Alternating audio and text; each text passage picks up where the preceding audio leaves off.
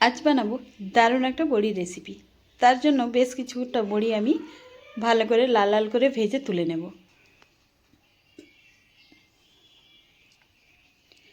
এরপরে কড়াইতে দেব 2 চামচ সাদা তেল।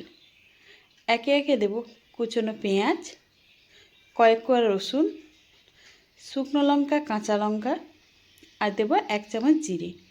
ভালো করে আমি মশলাটা ভেজে নেব। ঝালটা যে যার পছন্দ মতো দিতে পারেন। ভেজে নিয়ে ঠান্ডা করে হয় মিক্সি নয় শিলে আমি বেটে নেব। বেটে নেওয়ার পরে একটি পাত্রে আমি আবারও দিয়ে দেব বেশ কিছুটা কুচনো পেঁয়াজ, কুচনো টমেটো, বেটে রাখা মশলা,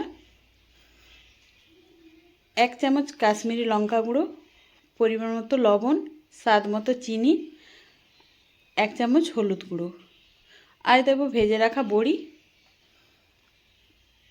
মিক্সি দেওয়া জল, তবে জলটা খুব বেশি প্রয়োজন নেই। 2 চামচ দেব সর্ষের তেল।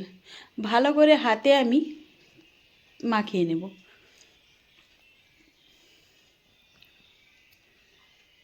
মেখে নেওয়ার পরে গ্যাসটা অন করে কড়াইটা বসিয়ে দিয়ে দেবো ওপর থেকে 2টো কাঁচা লঙ্কা।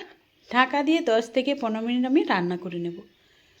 রান্না করে নেওয়ার পরে গ্যাসটা অফ করে ঢাকা খুলে দিয়ে দেবো কুচনো ধনেপাতা। আবারও একটু নাড়াচাড়া করে ঢাকা দিয়ে রেখে দেব পরিবেশন করার আগে পর্যন্ত। নামিয়ে নিয়ে গরম গরম পরিবেশন করুন। সত্যি বলছি খেতে কিন্তু অপূর্ব লাগবে। যারা বড়ি খায় না তারাও চেটেপুটে খাবে।